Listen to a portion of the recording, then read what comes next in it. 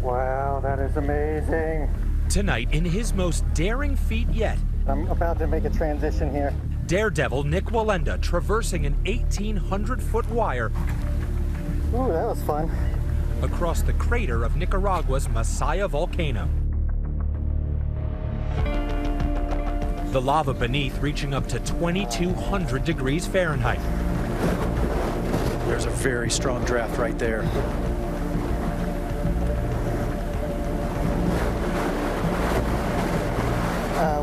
Jesus. Thank you, Lord. Wearing a gas mask and oxygen tank, Wallenda battled toxic gas and wind, which affected his aerodynamics and visibility.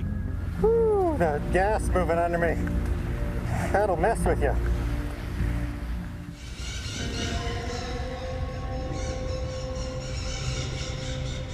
Before his attempt, I asked Wallenda about what laid ahead.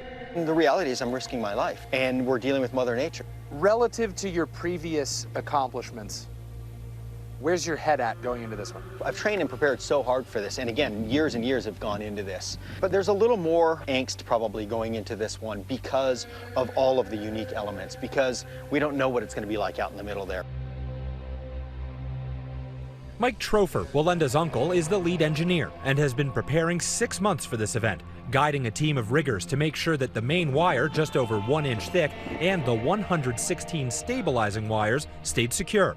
What sort of surprises have been in store as you've been installing this?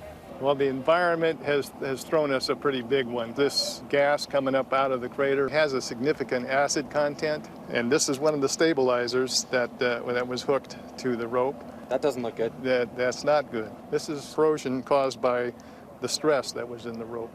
I didn't see it coming, but we've got it fixed now.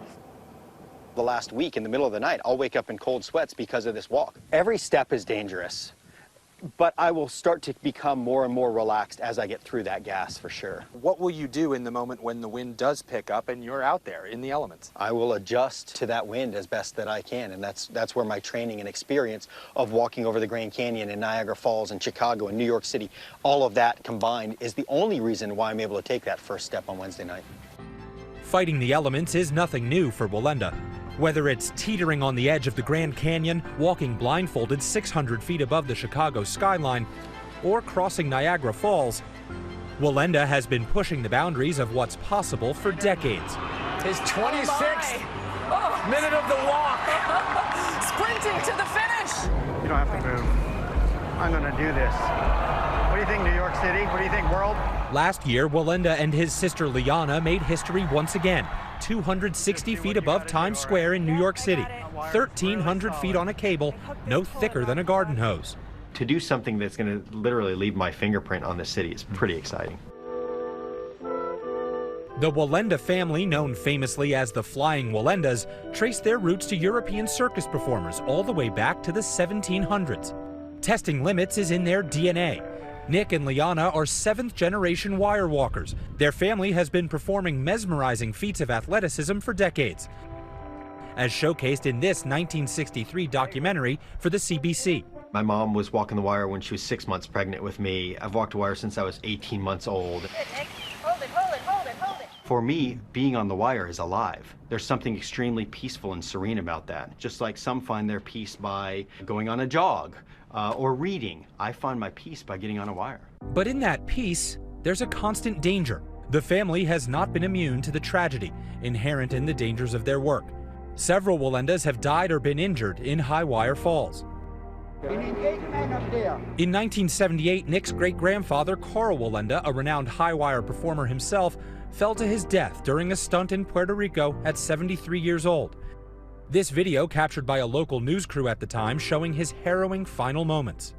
And in 2017, a near catastrophe for the family when a pyramid made up of 8 performers collapsed at a training session. It was February 8th, about 10:30 in the morning. We were preparing to break a world record for an 8-person pyramid, and as we made our way out on that wire, we lost our balance and that pyramid collapsed. By the grace of God, I caught the wire, my cousin caught the wire, another gentleman stayed on the wire, but 5 of my family members and friends hit the ground.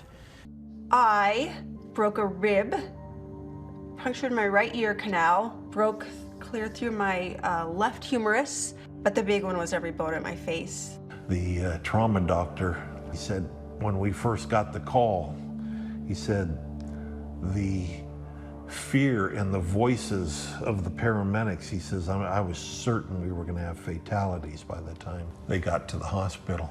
But 10 days later, Liana's going home, so.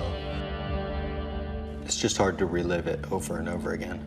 It's weird when something that dramatic happens to you every single step of the way.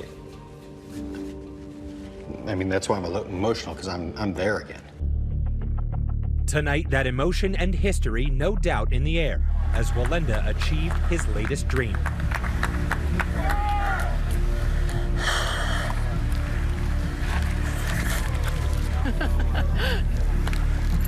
Sage, you just caught a piece of history right there. I think I'm keeping this one, Chris. And there he goes, running across. Nik Wallenda off the wire and into the history books in Nicaragua. Thank you, Lord. For Nightline, I'm Will Reeve at the Masaya Volcano, Nicaragua. You can watch the entire special tomorrow evening on the National Geographic Channel. Hi everyone, George Stephanopoulos here. Thanks for checking out the ABC News YouTube channel. If you'd like to get more videos, show highlights, and watch live event coverage, click on the right over here to subscribe to our channel, and don't forget to download the ABC News app for breaking news alerts. Thanks for watching.